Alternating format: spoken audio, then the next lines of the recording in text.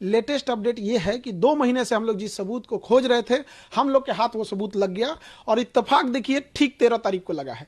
13 दिसंबर को परीक्षा हुई थी, आज 13 फरवरी है और ये सबूत हाथ में हम लोग को लग गया है। और इसके बाद हम लोग हाई कोर्ट में श्योर है जीत जाएंगे। और आयोग जो चीजों को छुपा रही थी उस पे से पर्दा हट चुका है। उसने कहां कहां धांधली किया था, किस किस जिले से ट्रेजरी से निकाल के हम लोग ने सारी चीजों का पता लगा लिया है। क्या वो चीजें जो सबूत आप बता रहे हैं?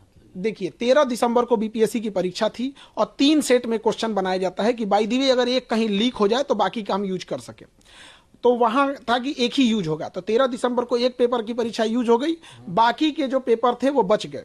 तो ये नियम यही कहता है एसओपी कि इन 2 जो सेट बचे हुए हैं इसे आप अपने अपने जिला के ट्रेजरी में जमा करा देंगे। तो ट्रेजरी में जमा हो जाना चाहिए। तो हमने पूरे ट्रेजरी में 2 महीने का समय लग गया पता कराते कराते किस ट्रेजरी में कितना जमा है कितना नहीं। तो लगभग हर जिले में ट्रेजरी मिल रहा था, लेकिन नवादा और गया के ट्रेजरी से ये दोनों पेपर गायब थे।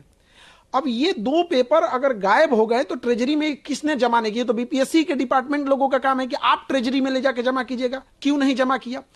तब हमको पता चला कि ये 2 पेपर गया कहां। इन 2 पेपरों को जो भी बचते हैं, जितने भी ट्रेजरी में पेपर बचते हैं, इन्हें कबाड़ के भाव नीलाम करके बेच दिया जाता है, क्योंकि उसका कोई काम नहीं होता है। ये हर साल होता है और हर एजेंसी यही करती है।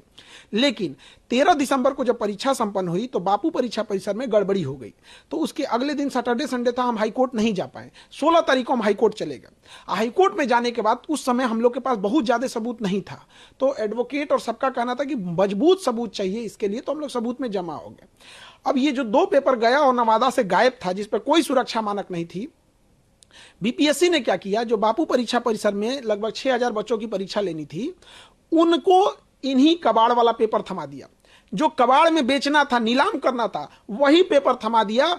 4 जनवरी को बीपीएससी ने जो बापू परीक्षा परिसर में धांधली थी। यही कारण है कि वहां उस दिन 19% रिजल्ट हुआ, जबकि 13 दिसंबर को जो परीक्षा हुई थी वहां महज 6% रिजल्ट हुआ था और 4 जनवरी को जब हुई तो 19%, 3 गुना से ज्यादा का उनको रिजल्ट का बेनिफिट हुआ। क्योंकि जो क्वेश्चन जिसके ऊपर कोई एसओपी मानक नहीं है, कोई सुरक्षा मानक नहीं है, जिसको कबाड़ के लिए फेंका गया है, कोई उठा के उसका मिसयूज किया होगा, तभी जाके इतना रिजल्ट हुआ है। अब जब ये सबूत हम लोग के हाथ लग गया है, अब हम लोग को स्पष्ट दिख गया कि हाईकोर्ट से हम लोग जीत गए। पहले ऐसा उम्मीद लग रहा था जीतेंगे कि नहीं जीतेंगे, अब एकदम स्पष्ट हो गया। यह सबूत देखते हाईकोर्ट पूरी तरह से री एग्जाम कराएगी ही कराएगी। और बच्चों के इतने दिन का जो मेहनत है, उन्होंने लाठियां सही, पुलिस की बर्बरता को देखा, महिलाओं को मारा गया, हमारे शिक्षक भाइयों को जेल भेजा गया, बच्चों को डिटेन किया गया, इन सब की दुआएं हैं जो ये सबूत हाथ में लगा है। और इस सबूत के आधार पर हम लोग हाईकोर्ट से श्योर केस जीत रहे हैं। तो लगता है कि कॉन्स्पिरेसी बहुत बड़ी बच्चों के भविष्य के साथ बहुत बड़ी